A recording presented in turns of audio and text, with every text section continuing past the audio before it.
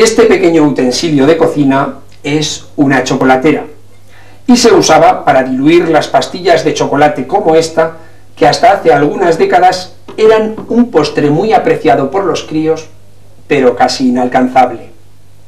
Hoy, Francisco Brescó, en la localidad de Benabarre, todavía continúa con la tradición artesana de la elaboración del chocolate a la piedra, que ya heredó de su bisabuelo y que hoy nos va a mostrar la técnica que se utilizaba a mediados del pasado siglo en una época previa a la industrialización de este proceso.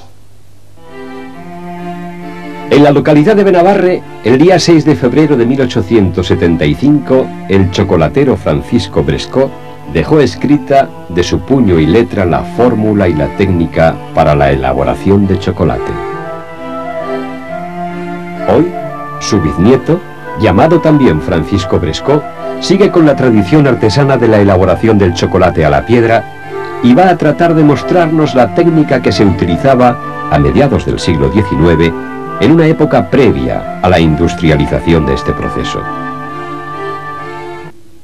El lugar apropiado para la elaboración del chocolate era normalmente una bodega. La materia prima era la misma que en la actualidad, el cacao, importado generalmente de Guinea, al que se le añadían una serie de ingredientes como azúcar, clavo, vainilla y canela.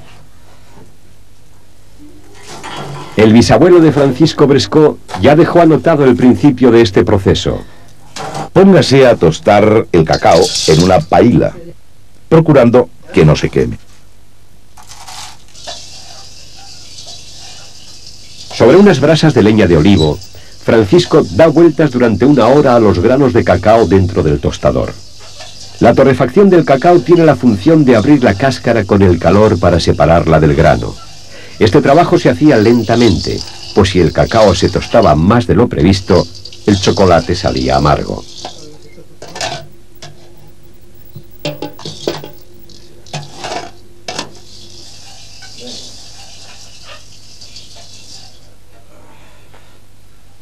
Después de tostado el cacao, había que seguir como dice el centenario texto.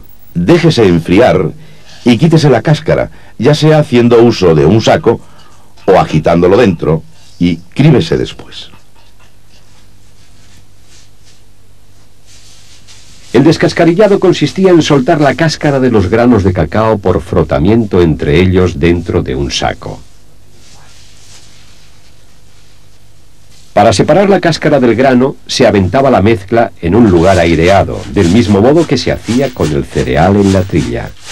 Aviéntese con una artesilla o con la misma criba y muélase el cacao en el mortero de piedra o hierro en pequeñas cantidades.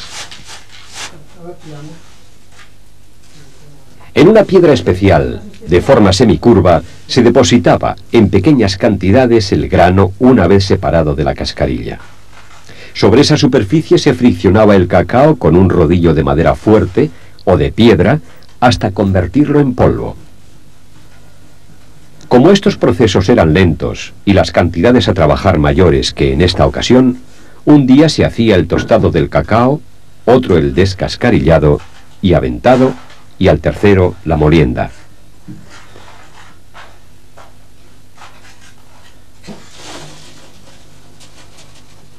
Con un juego de ciazos de grano muy fino, se procedía a porgar el cacao una vez molido, hasta obtener el polvo, que era el ingrediente base para la elaboración del chocolate.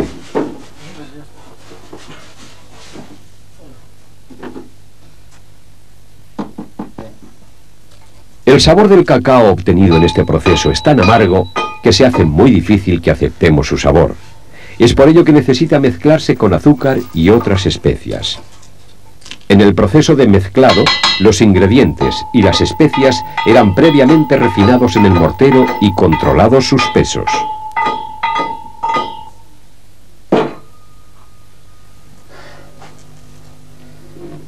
Como decía el bisabuelo de Francisco en su receta, a continuación se echan los demás productos que hubieran de entrar en la fórmula: el azúcar de pilón, la vainilla, el clavo, la canela, el codromo.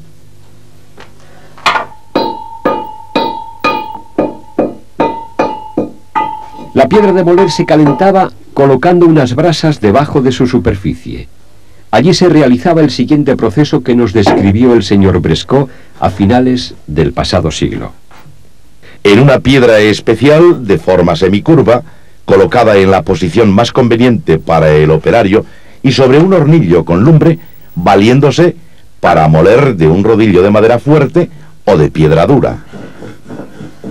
Debido a la consistencia grasa del cacao, si la piedra estaba fría, el grano se transformaba en polvo al molerlo, pero si estaba caliente, se convertía en pasta.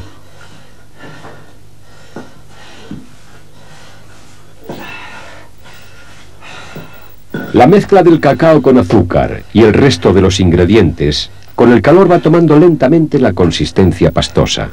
En este proceso manual, cada molienda o pastada permitía hacer como mucho 1 o 2 pastillas.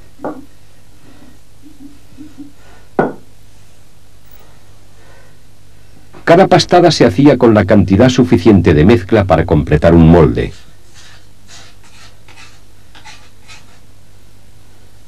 Lleno y nivelado, el molde se golpeaba para sacar las burbujas de aire y dejar bien compacto el chocolate. Normalmente, la pasta de chocolate elaborada en la piedra se guardaba en una olla chocolatera de doble fondo, al baño María, que servía para mantenerlo disuelto y caliente entre 30 y 33 grados. Cuando había suficiente cantidad para llenar varios moldes, se procedía como ya indicaba el bisabuelo de Francisco. Luego de eso, se divide la mezcla en porciones, se vierten estas en moldes que se agitan a sacudidas.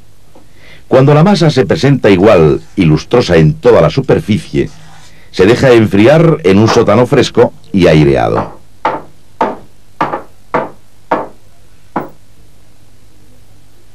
Las pastillas de chocolate elaboradas a mano eran toscas y se dividían en piezas de 10 onzas por una marca impresa en su cara inferior. Enfriadas las pastillas de chocolate en una bodega, los chocolateros las preparaban para su comercialización, tal como nos dejó indicado el señor Brescot. Una vez fría, se saca de los moldes. Se envuelve en papel de estraza y se deposita en sitio fresco y seco para conservarla hasta el momento que deba ser utilizada.